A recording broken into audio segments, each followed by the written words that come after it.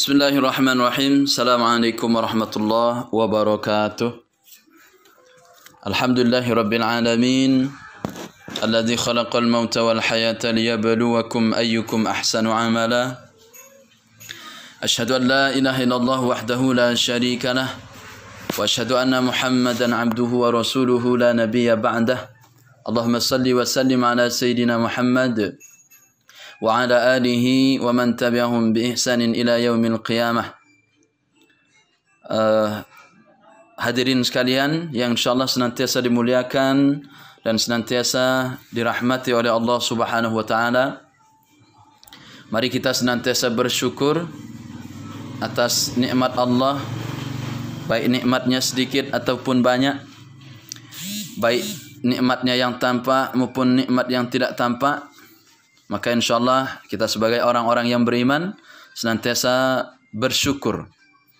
Bersyukur dengan mengucapkan alhamdulillahirabbil alamin dan juga bersyukur menggunakan perbuatan-perbuatan kita dengan melaksanakan perintah-perintahnya dan juga menjauhi larangan-larangan Allah Subhanahu wa taala dan Rasulullah sallallahu alaihi wasallam. Nah, hadirin muliakan oleh Allah Subhanahu wa taala. Tema yang diberikan oleh panitia adalah keutamaan-keutamaan puasa atau keutamaan-keutamaan bulan Ramadan.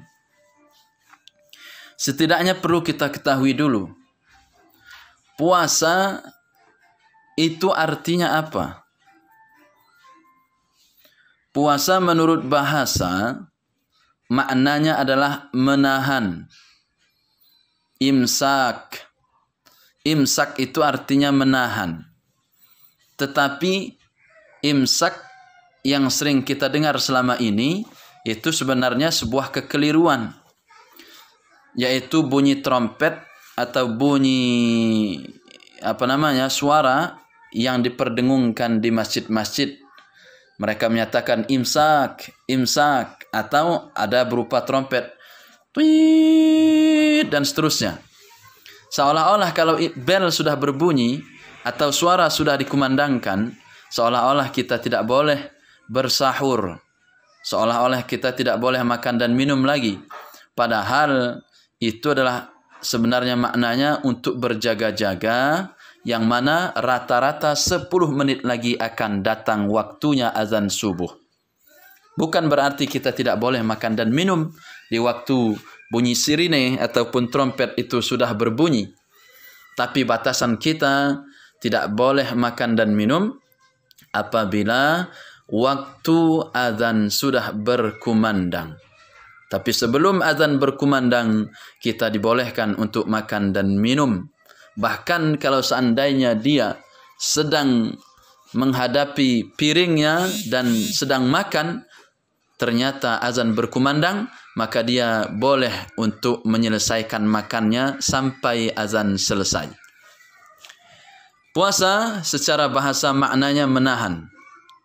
Secara istilah, puasa berarti menahan diri dari segala yang membatalkan puasa semenjak terbitnya waktu fajar sampai terbenamnya matahari, yang mana perbuatan ini disertai dengan niat. Makanya niat, hadirin sekalian, itu wajib, mesti harus kita hadirkan di dalam hati kita semuanya.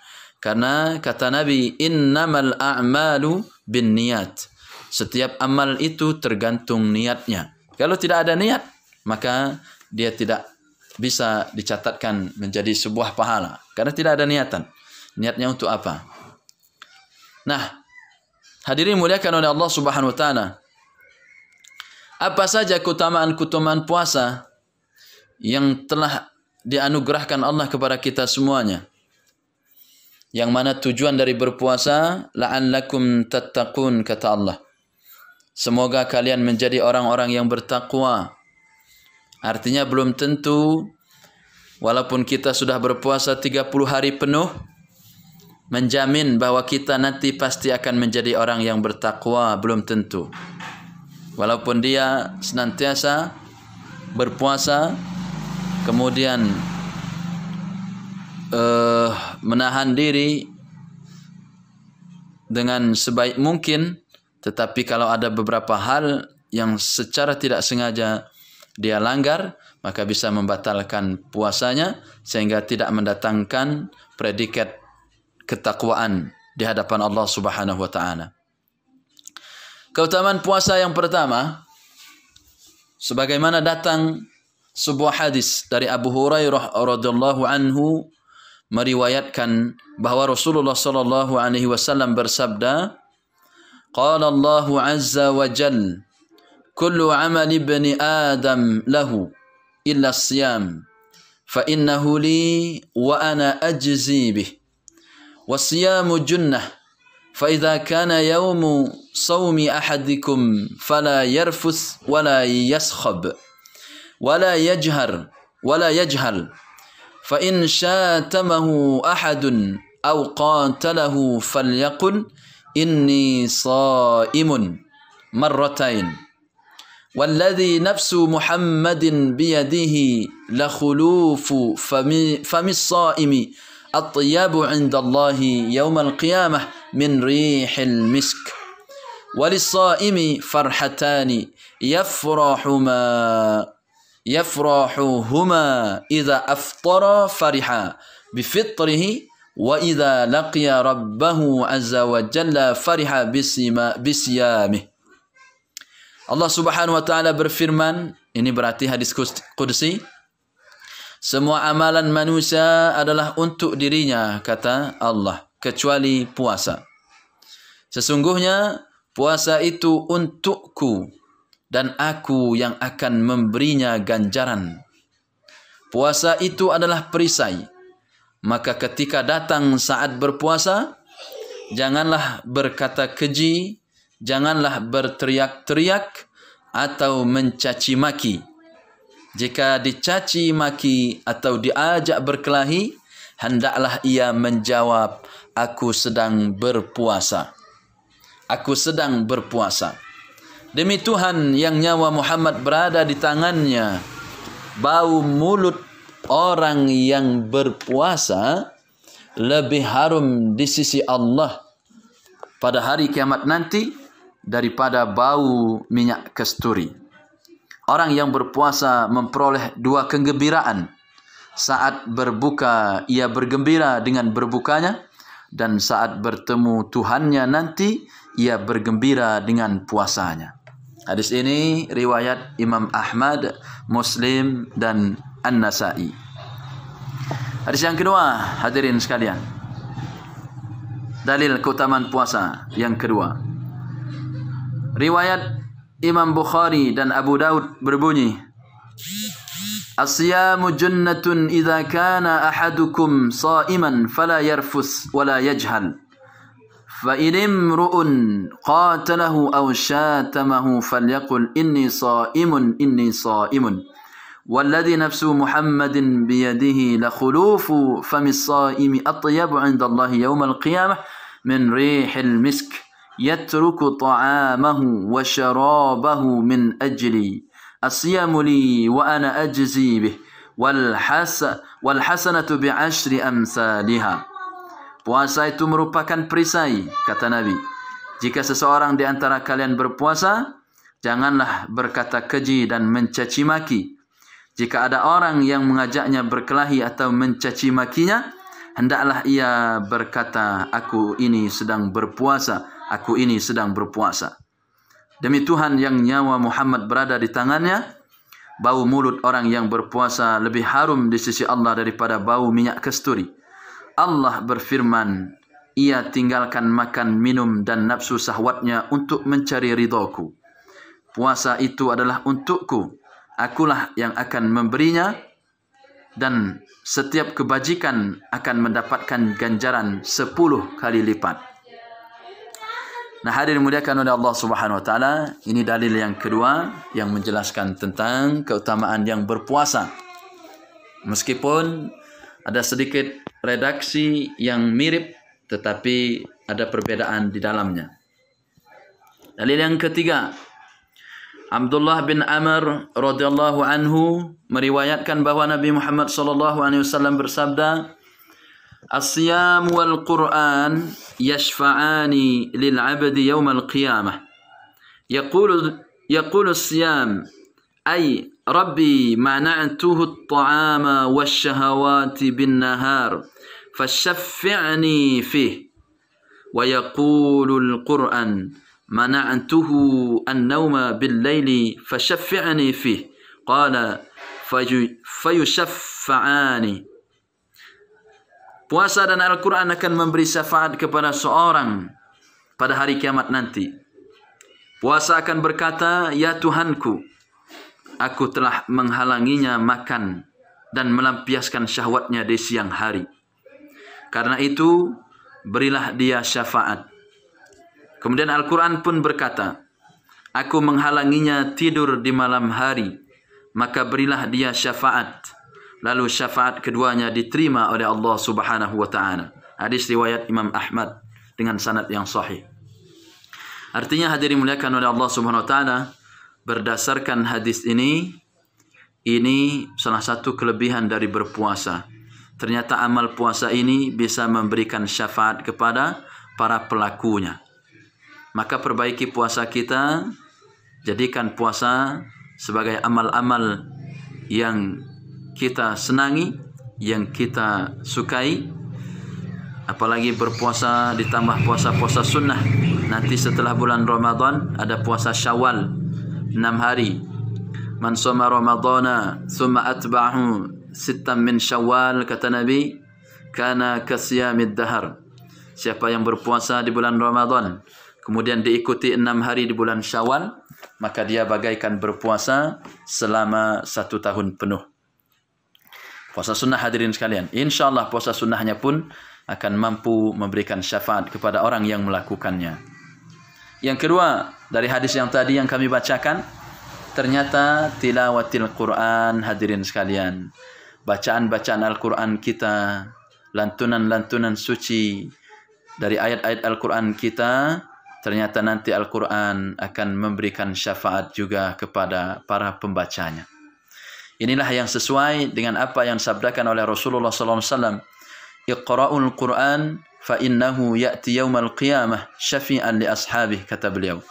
Bacalah oleh kalian Al-Quran, apalagi di bulan Ramadan ini hadirin sekalian. Bulan Ramadan dinamakan juga Syahrul Quran.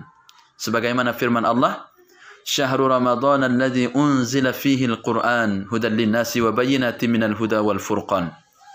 Karena bulan Ramadan memang diturunkan di bulan, karena Al-Quran memang diturunkan di dalamnya pada bulan Ramadan. Artinya Al-Quran diturunkan pada bulan Ramadan.